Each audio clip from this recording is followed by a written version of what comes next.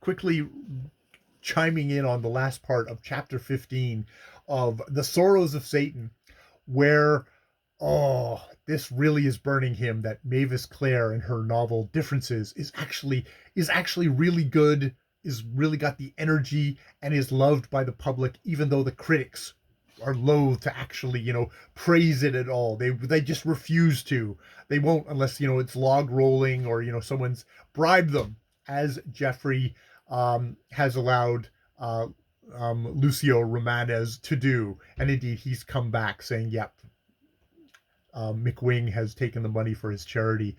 Um, yeah, it's definitely, you can tell that Marie Corelli has a very cynical view of critics, in that, the only reason a critic will ever praise anybody has got to do with self-interest and with spite and envy. It's really a certain view of critics, very much written by somebody who writes popular novels which are not beloved by critics.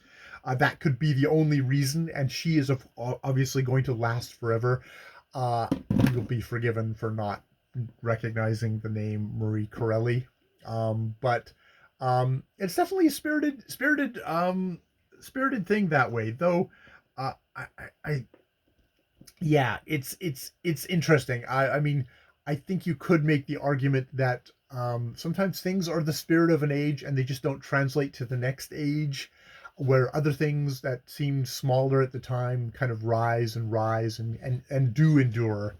And I mean, the amount of stuff that just like sheer bulk, 99.9% of everything done today will be forgotten in 100 years. But there is that 1%, and it's kind of hard sometimes to tell what that 1% is. Sometimes that 1% will be stuff that is super popular today, and other stuff it'd be like 99% of us will have never actually encountered it, but yet that is the thing that future generations will kind of return back to and back to again and again. So feel for Marie Corelli and her frustration, her obvious frustration and anger over how she's treated, probably very misogynistically. Like, she she could have been treated better in her day.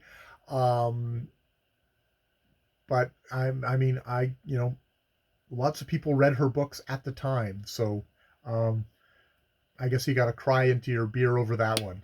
You cry all the way to the bank for that one. All right, I'm going to leave it there. More videos later.